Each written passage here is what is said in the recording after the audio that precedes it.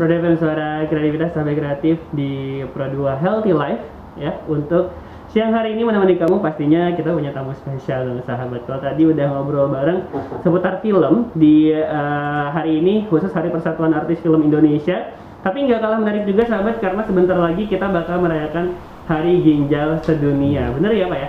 Betul sekali. Untuk di Indonesia sendiri tentu merayakan ya Pak Rudi. Iya, jadi seluruh dunia sebenarnya merayakan memperingati Hari Ginjal Sedunia ini.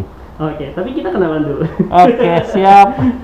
Ini ada silakan Pak Rudi, Pak Dr. Rudi diperkenalkan sama sahabat. Saya Muhammad Rudiansah, dokter spesialis penyakit dalam, konsultan ginjal dan hipertensi.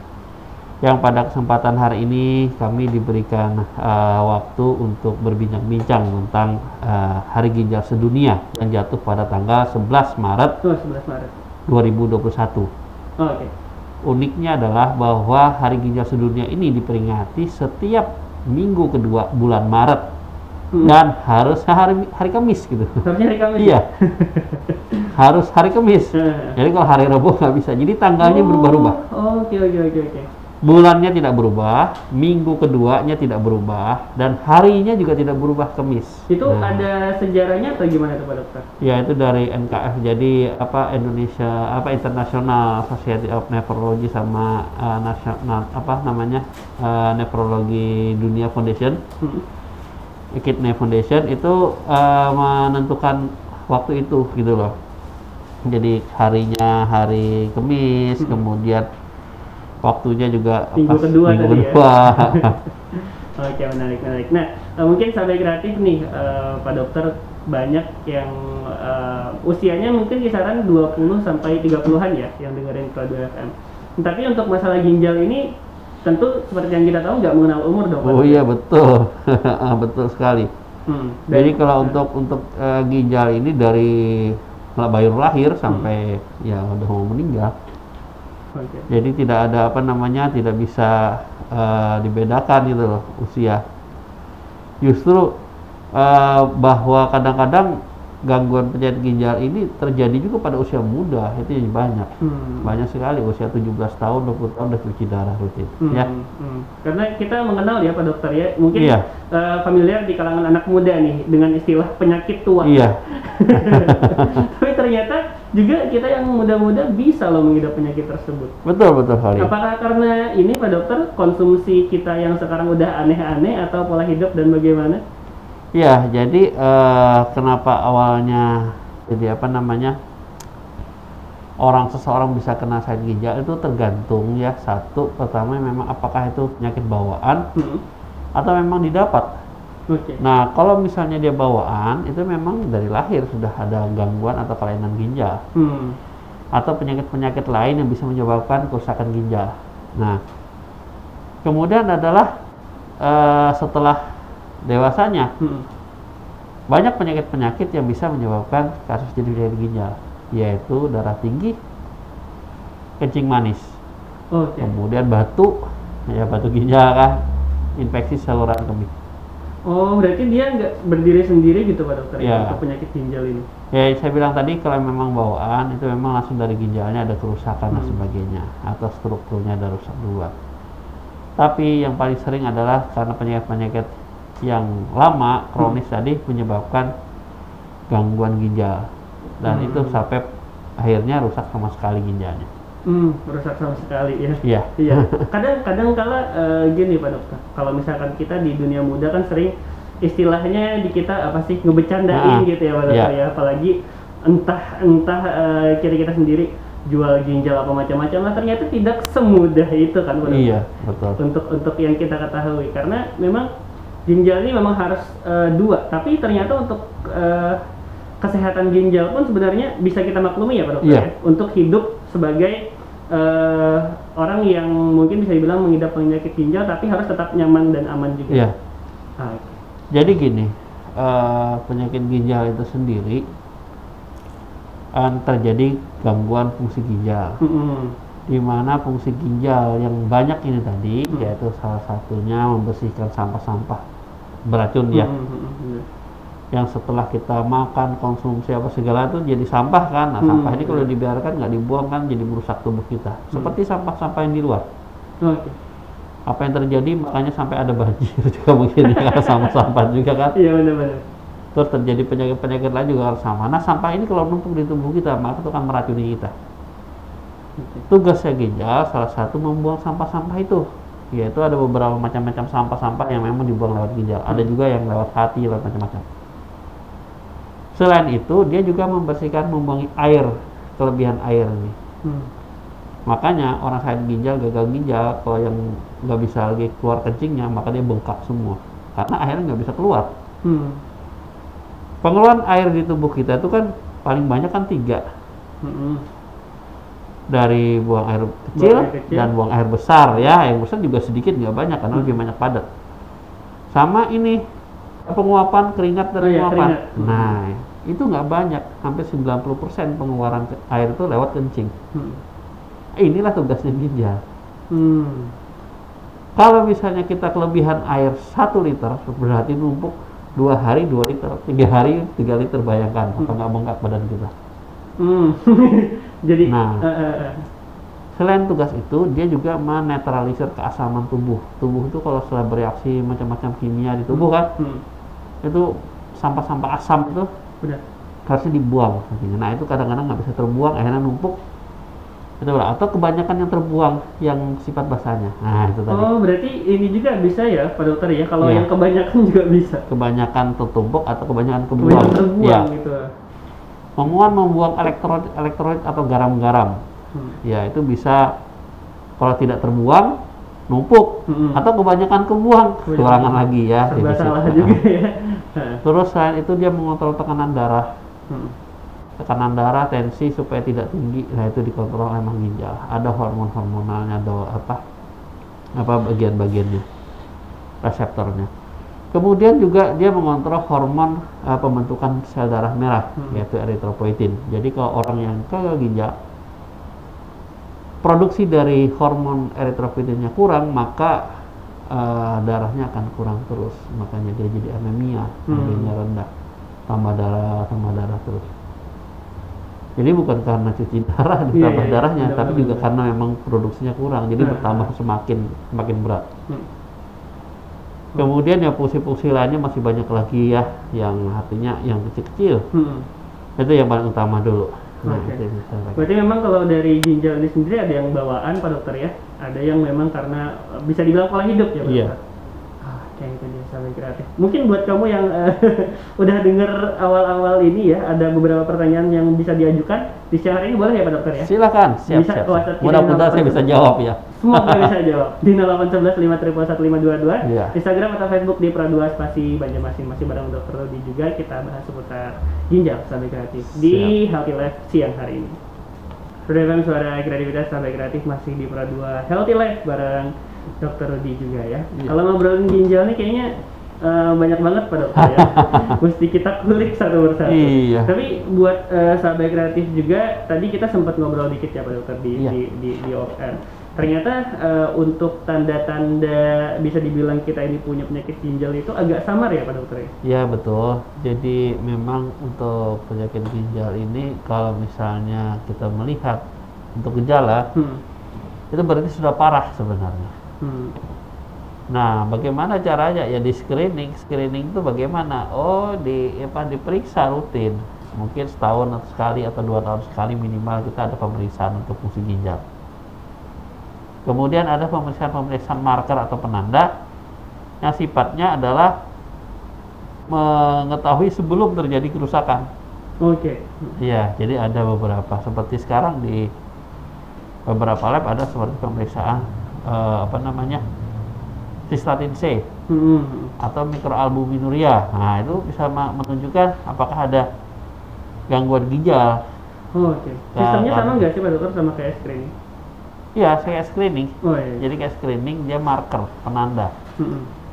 Dan itu tidak juga menunjukkan kalau dia positif pasti ginjalnya terus enggak. Jadi kan penanda nih. Penanda aja baru tanda-tanda ya. Iya, kalau ini masih bisa kita perbaiki jadi awal apa yang harus dilakukan itu yang makanya harus dikonsultasikan ya. Kemudian seperti saya sudah jelaskan tadi, penyebabnya darah tinggi, kencing manis, itu harus benar-benar dikontrol, benar-benar diobatin, ya. Tolong masyarakat jangan lupa, jangan salah kaprah, jangan salah persepsi bahwa mereka yang darah tinggi, yang mereka yang kencing manis itu disuruh minum obat rutin. Terus berpikirnya kebalik. Kalau saya minum obat tadi banyak obat, nanti ginjalnya rusak. Salah itu, salah. Karena obat-obat yang kita berikan itu relatif aman untuk ginjalnya. Justru tujuannya menekan atau mengontrol tekanan darah atau mengontrol gula tadi supaya ginjalnya tidak rusak karena penyakit tadi itu. Kalau tekanan darah tidak dikontrol, maka rata-rata sekitar 5-10 tahun biasanya ginjalnya mulai rusak. Kalau gula tidak dikontrol, maka juga sekitar 5-10 tahun ginjalnya akan rusak. Bahkan ketika seseorang dengan gula yang sering tinggi, tiba-tiba dia merasa senang tanpa obat, kok gula saya sudah normal, itu sebenarnya yang perlu kita khawatirkan justru jangan-jangan ginjalnya udah rusak. Kenapa begitu? Karena fungsi ginjal adalah membuang barang-barang sampah dan sebagainya, termasuk juga insulin yang beredar di tubuh. Karena ginjalnya rusak, maka insulin tadi tidak terbuang kembali lagi, dan itu bersifat untuk menurunkan gula, dan gulanya lah normal. Padahal ginjalnya rusak. Ya, benar, gitu benar. Oh, jadi kalau misalkan kita udah cek gula darah gitu dan normal, itu belum ini ya? Ya jangan, ya karena sebelumnya dia tidak terkontrol gulanya, tinggi terus, nggak diobatin terus, lama-lama ginjalnya rusak kan. Nah, gulanya turun dikiranya normal. Ini ada yang cek gula darah normal, habis normal semuanya dihantam nih Pak Dokter. Ya, itu yang harus dikhawatir ya. Ya, itulah sampai kreatif. Jadi sebenarnya harus rutin juga ya untuk pengecekannya Pak Dokter ya. Betul. Siapa tahu bukannya memang kita harus takut ya, tapi juga waspada dan pencegahan lah begitu Pak Dokter. Nah, tapi untuk ginjalnya sendiri bisa nggak sih Pak Dokter kita kalau misalkan mematok umur, karena tadi kata Pak Dokter dari lahir pun ya bisa mempunyai penyakit ginjalnya sendiri, gimana Pak Dokter? Oke. Jadi prinsipnya bahwa kita bagaimana cara menjaga ginjal adalah pertama memberikan waktu atau memberikan kesempatan mereka untuk tidak bekerja keras sekali ginjal tadi, yaitu makanan yang kita konsumsi itu janganlah terlalu banyak yang mengandung sampah-sampah nantinya yang akhirnya bekerja keras dari ginjal untuk membersihkan. Yang kedua, tidak memporsir kegiatan tubuh kita sehingga terlalu lelah, terlalu berat, dan itu menghasilkan sampah-sampah racun juga yang lebih berat juga yang harus dibersihkan oleh ginjal. Ketiga, minum yang cukup, jadi tidak kurang. Perhitungan kurang lebih sekitar 30 cc lah per kilogram berat badan. Jadi kalau punya berat badan 50 ya 1.500 minimal ya kan. Atau mungkin ya sekitar 70 kilo ya 2 liter lah ya kan. Nah, segitu minumnya. Jangan dikurang sekali. Kalau kurang maka ginjalnya juga bekerja keras. Kenapa? Karena pekat kan untuk membuang sampah tadi, mengecerkan sampah. Nah, resikonya juga selain itu terjadi nanti kencing batu. Ya, batu ginjal. Karena banyak pengendapan karena terlalu pekat tadi. Batu tadi juga bisa menyebabkan melukai dinding dari ginjal tadi, luka lagi, infeksi lagi, tambah jadi banyak banget kan penyebabnya. Karena bertetangga ya. Iya, jadi itu hanya berkumpul semua. Nah, kadar gula yang tinggi tadi kalau kita perhatikan itu sama dengan kita seperti mengaduk teh dengan gula yang 1 atau 3 sendok kan beda, atau 5 sendok beda lagi kan. Kekentalannya tadi membuat darah mengalir juga kental, lambat, akhirnya mengendap ke sana sini, pembuluh darahnya akhirnya terjadi penumpukan, kerak dan keras. Itu jadi pengerasan dari dinding pembuluh darah. Dinding pembuluh darah yang keras kaku tadi tidak mudah lentur, maka darahnya jadi tekanannya naik. Terjadilah darah tinggi. Ya, itu lagi ya. Menarik nih penjelasannya Dokter ya. Oh iya. Lumayan bisa dibayangkan kalau dari segelas teh yang Iya. sama gula tadi. Jadi saya menjelaskannya itu. seperti itu. Jadi kalau misalnya Anda mau gula itu tidak dikontrol, tidak diturunkan dengan obat atau yang insulin dan lainnya, bayangkan kalau Anda mau minum air teh yang gulanya 10 sendok sama yang 5 sendok sama yang 1 sendok kan beda tuh. Beda-beda. Ya itu seperti itu kalau kadar gula tinggi. Darah kita juga seperti itu. Nah, saking manisnya. Okay. Jadi mungkin apalagi bagi ibu-ibu ya kalau pengen manis ya jangan minum gula biar kelihatan manis ya. Lihatin bapaknya aja ya, lihatin suaminya bapaknya aja. Itu manis. Bapaknya juga kalau mau minum teh jangan manis-manis, lihatin istrinya Lihatin aja istrinya. ya kan, celupin itu suruh istrinya celup tangannya jadi manis tehnya ya. Iya. Tapi emang kenapa ya? Yang manis-manis ini menggoda ya Pak Iya, Dokter ya. Jadi betul. jadi juga mesti ditahan gitu. Apalagi sekarang kan Pak Dokter jajanan gitu, jajanan entah di jalan ataupun juga jajanan kekinian lah kita bilangnya Pak Dokter ya. Itu kita sebenarnya dari penglihatan aja gulanya minta ampun. Sebenarnya udah awas diri sih, tapi mungkin karena enak atau gimana anak-anak muda juga ya sikat aja gitu. Benar. Ya, jadi sekarang kita bedanya ya dengan dulu ya. Beda banget. Kenapa sekarang itu jadi penyakit kencing manis juga tinggi? Padahal biasanya makan juga biasa. Bedanya adalah kalau zaman dulu kita kekurangan makanan sehingga tubuh itu merespon setelah bertahun-tahun puluhan tahun terbentuklah tubuh ini supaya tahan supaya gulanya sedikit. Pada saat kita kelaparan berarti kita kan kekurangan makanan, kekurangan gula kan. Nah, tubuh juga menurunkan yang namanya insulin supaya tidak keluar banyak. Nah, ini beberapa diteliti ternyata ini diturunkan terus hingga insulin yang biasanya keluarnya sedikit itu juga turun ke bawah.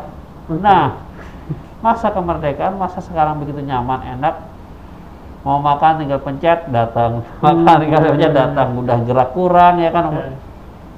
Makannya berlebihan, sedangkan insulin yang menurunkan kadar gula tadi terbatas jumlahnya karena sudah terbiasa rendah.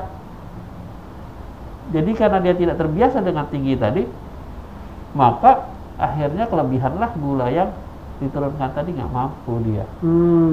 Karena kemampuannya tadi anggaplah misalnya normalnya 10 nih, tapi karena sesuatu dan lain hal setelah berpuluh tahun itu karena penjajahan dan sebagainya kita nggak bisa makan banyak segala kemiskinan sebagainya, akhirnya diturunkan mungkin sekitar 7 aja.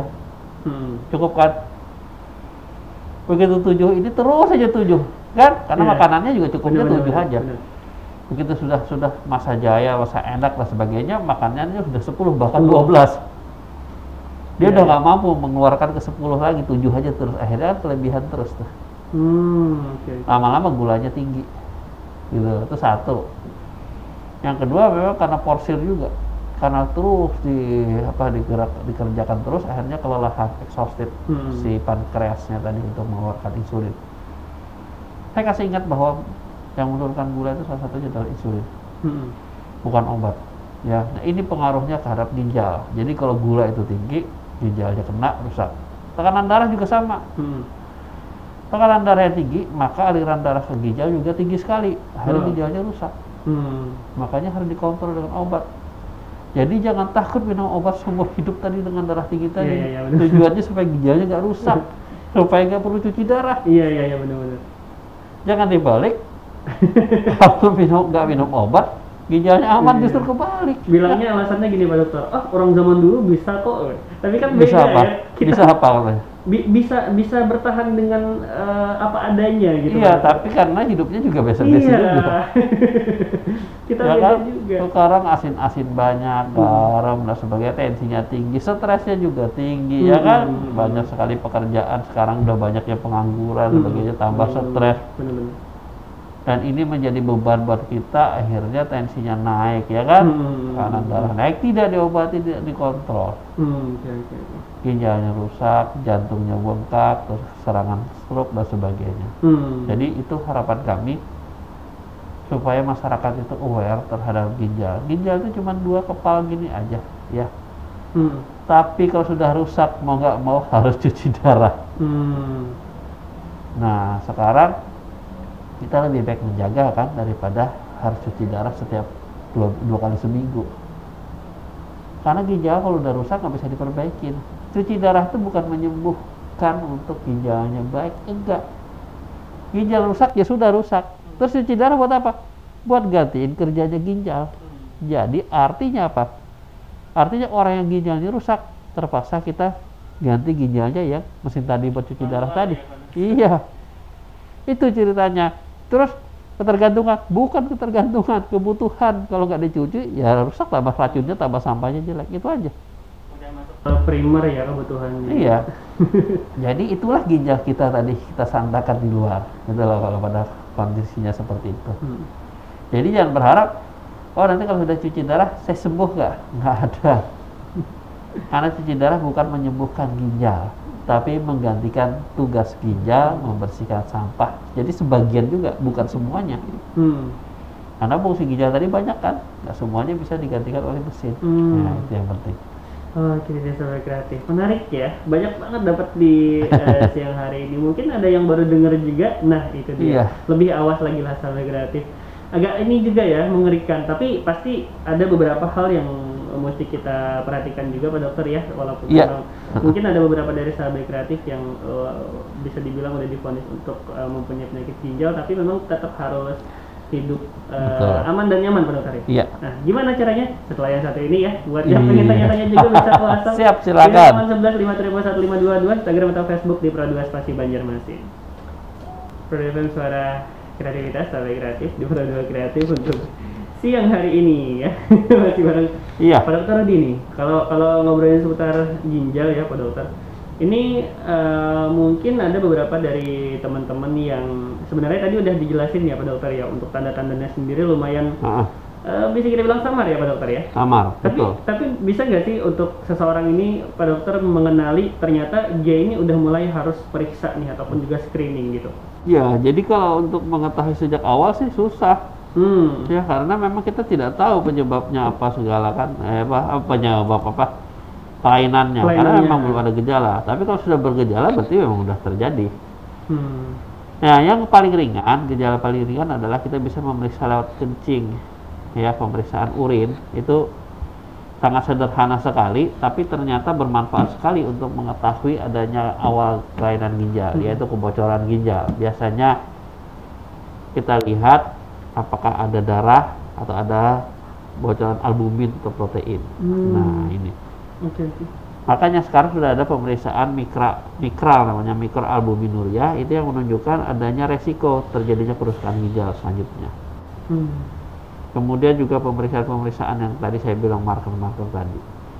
Kalau untuk gejala, sudah terjadi gejala berarti sudah terjadi kerusakan ginjalnya. Bisa aja sesak napas, mual muntah, bengkak, HB-nya rendah, itu udah kronis namanya. Oke.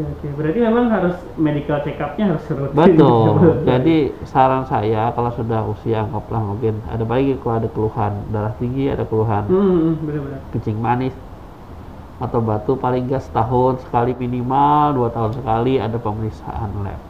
Ya, itu. Dan jangan takut ya Dokter ya. Biasanya iya, jangan takut kalau kita udah terlambat, malah justru nggak usah takut lagi ya. Terima apa adanya udah ya kan. Karena anak-anak muda kita sering mengenal namanya anxiety, Dokter. Bahasanya lebih modern lagi. Tapi ya itu takut nanti kalau gini-gini lah. Justru malah kalau misalnya kita nggak ngecek ya nggak ketahuan, akhirnya rusak, akhirnya udah parah, nggak bisa diapa-apain. Nah, tinggal terima aja berarti akibatnya kan. Nah, itu juga sayangnya. Berarti case yang paling mentok itu ya cuci darah ya Pak Dokter ya. Jadi ginjal ini sebenarnya namanya terapi pengganti ginjal. TPG. Itu ada 3 modalitas. Yang pertama cangkok ginjal. Jadi ginjal seseorang yang sehat itu diambil, dimasukin ke dalam orang yang ginjalnya rusak. Harus yang memang sehat ya. Ya iya, kalau rusak ngapain? Tanpa cacat sekalipun gitu ya Pak. Iya, jadi diperiksa semua dan memang bagus ginjal, fungsi ginjalnya masih bagus relatif. Jadi ada syarat-syaratnya. Kemudian dipasang di ginjal di orang yang sakit tadi. Disambung sehingga ginjal yang ada sudah nggak berfungsi kan. Ya, yang bekerja tinggal ginjal yang baru. Tapi fungsinya bakal optimal nggak Pak Dokter kira-kira?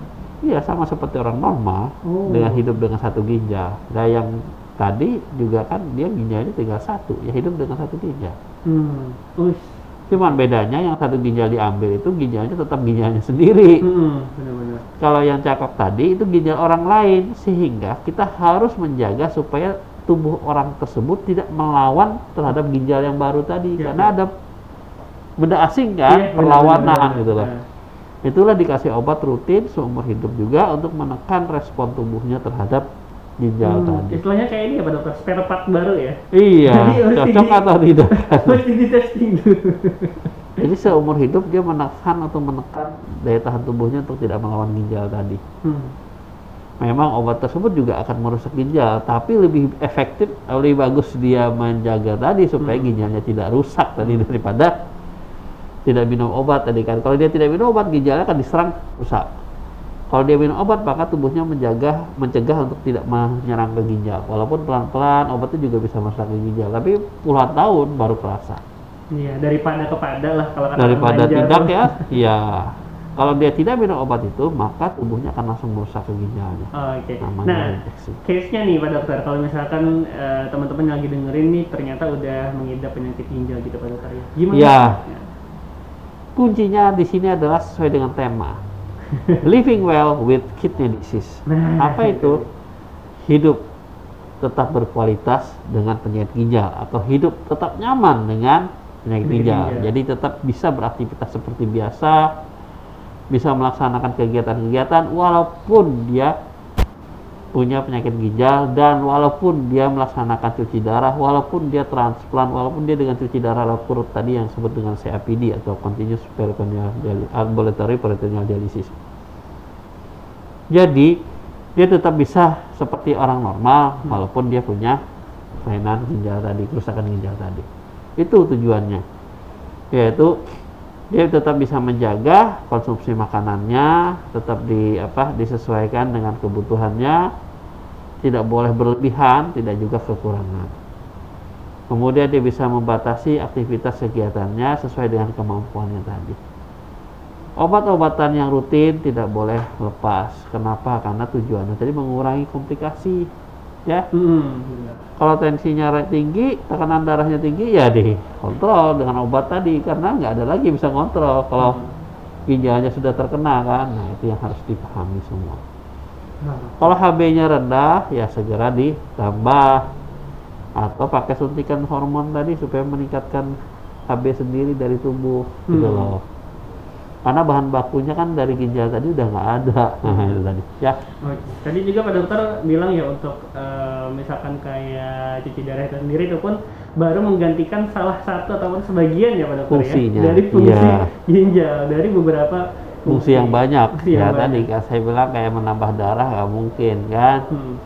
Mana ngontrol tekanan darah juga nggak bisa ya. Jadi ada beberapa fungsi yang tidak bisa tertangani dengan mesin tadi. Oke. Pak Dokter, kita coba jawab satu pertanyaan. Boleh. Yang udah masuk di WhatsApp kita 0811531522. Ini dari Fitri, Pak Dokter, singkatnya katanya dia nanya Pak Dokter, gimana cara menjaga pola makan untuk mencegah penyakit ginjal sedangkan gula darah kita itu normal.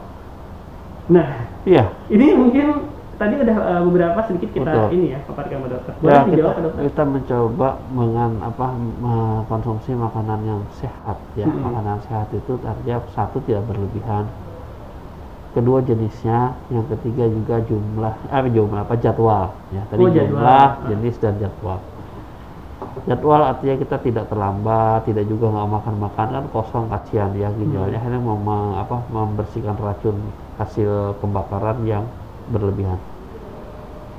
Kemudian makanan-makanan yang memperberat kerja ginjal, itu misalnya protein tinggi, kolesterol yang tinggi juga banyak, lemak dan sebagainya. Kemudian soda-soda, minuman, terus sayur-sayur yang sifatnya mengandung oksalat tinggi seperti pucuk bumbili, daun singkong,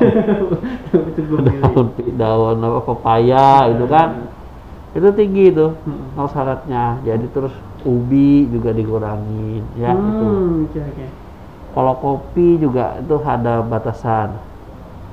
Tidak boleh berlebih, cukup mungkin 1 gelas sehari itu artinya udah cukup lumayan, janganlah berlebihan. Ada juga yang kecanduan kopi kan, bisa 3-4-5 gelas. Apalagi sekarang coffee shop di mana-mana, Pak Dok. Iya betul. Tinggal klik aja. Iya, kopinya juga iya, Pak Dok. Iya.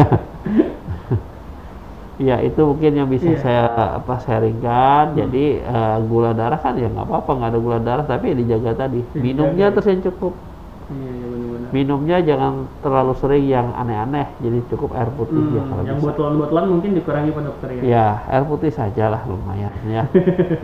Itu dia. Nah, terakhir nih Pak Dokter, untuk ada nggak sih yang pengen disampaikan di Hari Ginjal Sedunia nih, mumpung di RRI Prado FM? Iya. Ya, seperti yang sudah saya paparkan semua. Jadi pada kesempatan ini kami berharap masyarakat kembali aware atau waspada terhadap kesehatan ginjalnya. Di satu sisi yang masih sehat dijaga agar tidak sampai sakit atau susah.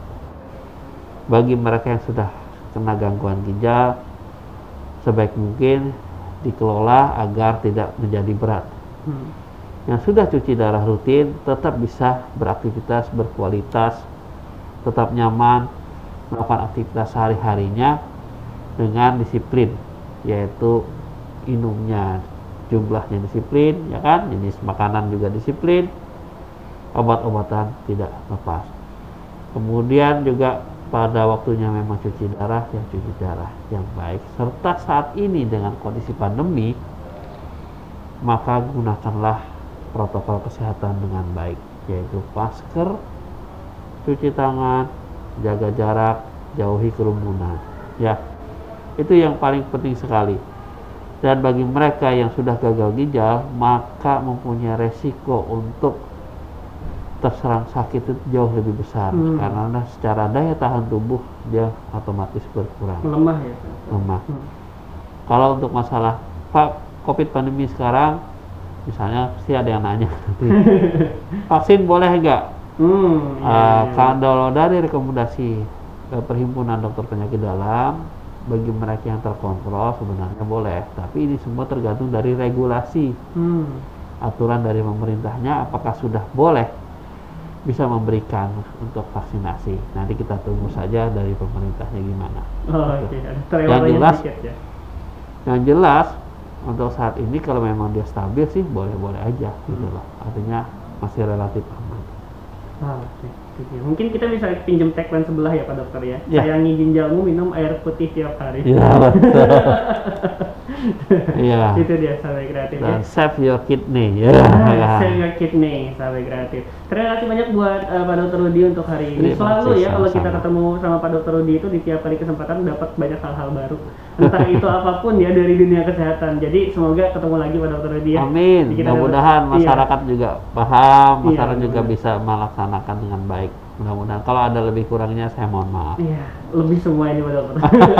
Terima kasih juga buat Sobat Kreatif, keep stay tune di Prado FM karena selain ini ada Fadli yang bakal nemenin kamu. Eda pamit, Pak Dokter Rudi juga pamit. Sampai ketemu lagi di edisi berikutnya untuk Prado FM di Prado Creative Healthy Life. Iya.